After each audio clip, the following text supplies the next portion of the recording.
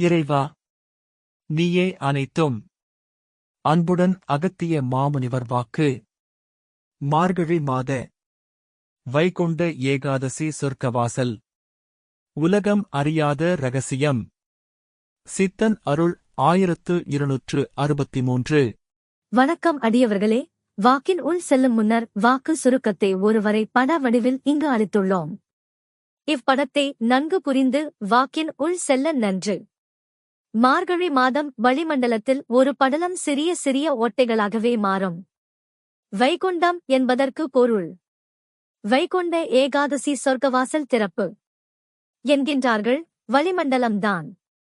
அது வளிமண்டலத்தில் இறைவனால் உண்டாக்கப்படும் ஒரு ஓட்டைதான். அதாவது புண்ணிய உலகம் அங்கு இருந்து அருள் ஒளி திருக்கதிர்கள் திருப்பதி வந்து அடைகின்றது. முதலில் அவ்வொளி பெருமாள் மீது பட்டு அப்படியே பெருமாளை தரிசனம் செய்யும் பொழுது மனிதர்கள் மீது எதிரொலிக்கும். அடியவர்கள் பார்வைக்கு ஒரு விளக்கு காட்சியாக இங்கு அளிக்கப்பட்டுள்ளது. மார்கழி மாதம் அவ்வொளியானது 1. முதலில் திருப்பதியில் விழும். அப்போது அவ்வொளி அருள்கள் கொடுக்கும் ஒளி. நோய்கள் நம்மை அண்டாது. 2.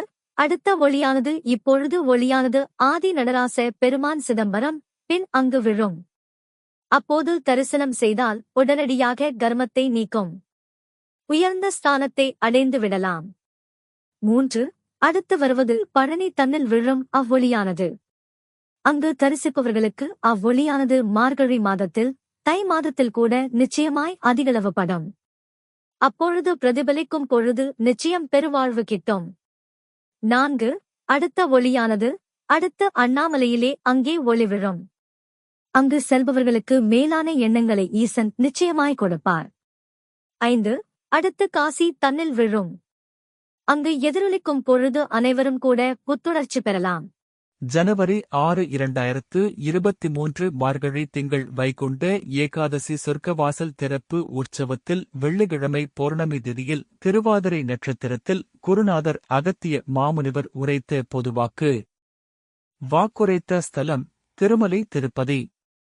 ஆதி ஈசனின் பொற்கமலத்தை பணிந்து செப்புகின்றேன் அகத்தியன்.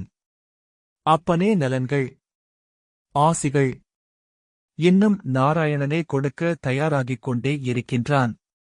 ஆனால் மனிதனோ அதை பெற்றுக்கொள்ள தகுதிகள் இல்லை என்பதுதான் ஆணித்தரமான உண்மை. ஆனாலும் எதையோ நினைத்து எதையோ செய்து கடைசியில் பார்த்தால் அப்பொழுதுதான் பக்தி என்னவென்று கூட தெரிகின்றது. அதனால் பக்திகள் என்பது எதற்காக செலுத்துகின்றான் என்பதை தெரியாமலே செலுத்துகின்றான் அப்பனே.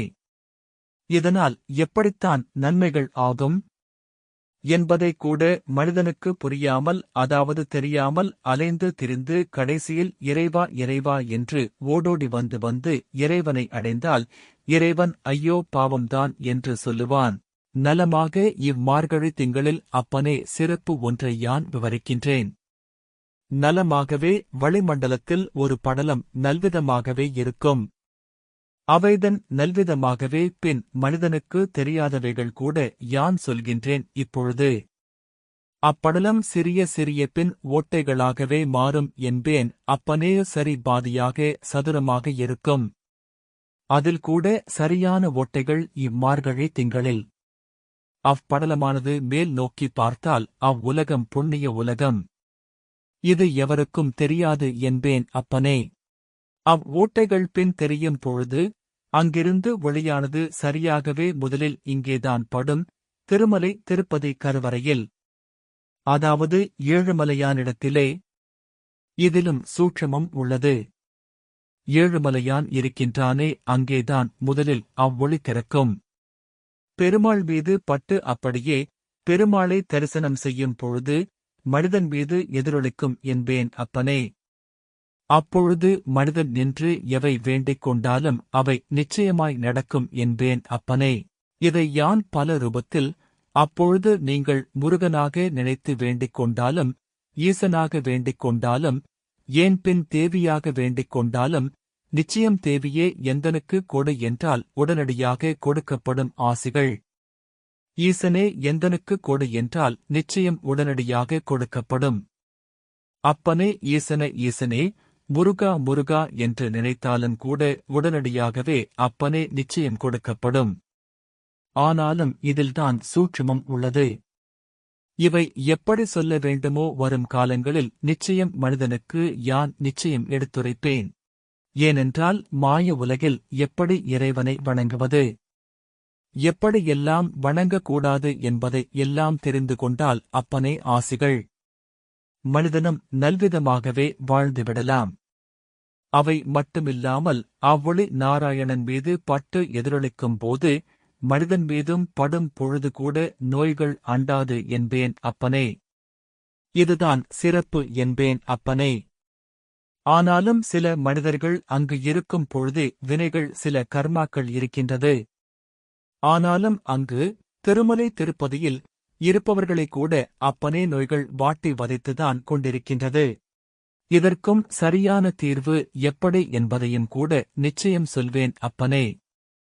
வரும் வாக்கியங்களில் கூட இங்கேயே உரைப்பேன் எப்படி எல்லாம் நோய்கள் வருகின்றது என்பதையும் கூட. சரியான பாதையில் இதனால் மீண்டும் சொல்கின்றேன். ஓட்டை ஓளி விழும் பொழுது அடுத்த ஒளியானது இப்பொழுது நடனமாடுகின்றானே நடராச பெருமான் சிதம்பரம், பின் அங்கு விழும். சரியான முறையிலே அவன் மேலே விழும். அப்பொழுதுதான் ஒளி பிரதிபலிக்கும் பொழுது இங்கு திருப்பதி ஒளியானது அப்பனே அருள்கள் கொடுக்கும் ஒளியானது, அங்கு சிதம்பரம் ஒளியானது கர்மத்தை நீக்கும் ஒளியானது என்பேன் அப்பனே. இதற்கும் ஒளியின் தன்மைகளைப் பொறுத்தே மாறுபட்டு இருக்கும். இவ்கர்மா எப்படி என்பதை கூட நிச்சயம் விளக்கப் போகின்றேன். அப்பொழுது அங்கே தரிசித்தால் அவ்வொளியானது அங்கு பிரதிபலிக்கப்பட்டு மனிதன் மீதும் படும் பொழுது கஷ்டங்கள் ஏற்படும். ஏனென்றால் அவ்வொளியானது படும் பொழுது அப்பனே பின் சிறிது சிறிதாக அப்பனே பின் கரையும் என்பேன் கர்மங்கள். ஏனென்றால் அப்பனே பின் சூடான நீரிலே உப்பை போட்டால் உடனடியாக நிச்சயம் கரையும். பின் உப்பை அதே போலதான் அப்பனே அவ்வொளியானது படும் பொழுது உடனடியாக கரைந்துவிடும். போக போக கர்மாக்கள் இவ்வாறு நிச்சயம் கரைப்பதினால்தான் நிச்சயம் அவனவன் உயர்ந்த ஸ்தானத்தை அடைந்து கொண்டே இருக்கின்றான் அப்பனே. அடுத்து வருவது பழனி தன்னில் விழும் அவ்வொளியானது. அங்கு தரிசிப்பவர்களுக்கு அவ்வொளியானது மார்கழி திங்களிலும் திங்களிலும் கூட நிச்சயமாய் அதிகளவுபடும். அப்பொழுது பிரதிபலிக்கும் பொழுது அப்பனே நிச்சயம் பெருவாழ்வு கிட்டும். அவ்வொளியானது மிகவும் சக்தி வாய்ந்தது. இதனால் அதுவும் கூட முருகன் மீது விழுந்து விழுந்து, அதனால் அப்பனே இவையெல்லாம் மனிதன் வடிவமைப்பதல்ல. அப்பனே இறைவனே எப்படி எங்கிருந்தால் மனிதர்களுக்கு ஆசிகள் கிட்டும் என்பதை கூட உணர்ந்து உணர்ந்து யாங்களும் உணர்ந்து செய்து கொண்டே இருக்கின்றோம். ஆனாலும் மக்களோ சென்று திரிந்து கொண்டு எங்கெங்கோ சென்று கடைசியில் ஏதும் நடக்கவில்லையே என்று பரிதவிக்கின்றார்கள் என்பேன் அப்பனே. அதனால்தான் சித்தர்கள் யாங்கள் வந்து நலமாகவே மனித குலத்திற்கு எப்படியெல்லாம் எடுத்துரைக்க வேண்டுமோ அப்படியெல்லாம் எடுத்துரைத்துக் கொண்டிருக்கின்றோம் அப்பனே. அதிலும் கூட ஏமாற்றுபவர்கள், அதிலும் கூட கேலி. இவையெல்லாம் எப்படி சமாளிப்பது என்பதையும் கூட யாங்கள் அறிவோம். எங்களால் அனைத்தும் முடியும் என்பேன் அப்பனே. எங்கள் வாக்குப்பின் இறைவன் வாக்குதான் என்போம் அப்பனே. யாங்கள் சொல்வதுதான் இறைவனும் கேட்பான். அதனால் மனிதன் தன்மைகள் வரும் காலங்களில் எல்லையை மீறிக்கொண்டே போகும். தாழ்வு நிலைகள், தாழ்வு எண்ணங்கள்தான் வந்து கொண்டே இருக்கும். ஆனால் உயர்ந்த எண்ணங்கள் பின் பெறுவதற்கு ஒரே வழி. அடுத்த ஒளியானது அடுத்து அண்ணாமலையிலே அங்கே ஒளி விழும். அங்கு செல்பவர்களுக்கு மேலான எண்ணங்களை ஈசன் நிச்சயமாய் கொடுப்பான். அங்கு செல்பவர்களுக்கு மேலான எண்ணங்களை ஈசன் நிச்சயமாய் கொடுப்பான் நலமாகவே.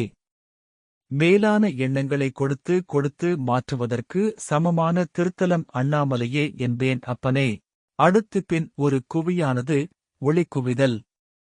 குவி ஆடி லென்ஸ் போன்று ஒளியை குவித்து ஓரிடத்தில் குவிப்பது, எதிர்த்து நின்று போராடி நின்று மறுபக்கம் காசி தன்னில் விழும் என்பேன் அப்பனே. சரியாகவே அவ்லிங்கம் எங்கிருப்பதை என்பதைக் கூட அங்கு எதிரொலிக்கும் பொழுது பின் அனைவரும் கூட அப்பனே புத்துணர்ச்சி பெறும் என்பேன் அப்பனே. இதனால்தான் அப்பனே இன்னும் இன்னும் ஒவ்வொன்றாக சொல்கின்றேன். அப்பனே பயன்படுத்திக் கொள்ளுங்கள் சரியாகவே. அம்மண்டலத்தை வைகுண்டம் என்றும் அழைக்கலாம். நேரடியாகவே அப்பொழுதுதான் வழிவிடும் என்பேன். மார்கழி மாதம் மட்டுமே அப்பனே. பின் நல்விதமாகவே இன்னும் வளிமண்டலத்தில் பல கோடுகளும் கூட, பல வழிகளில் கூட. அக்கோடுகள் மறைந்து மறைந்து போகும்.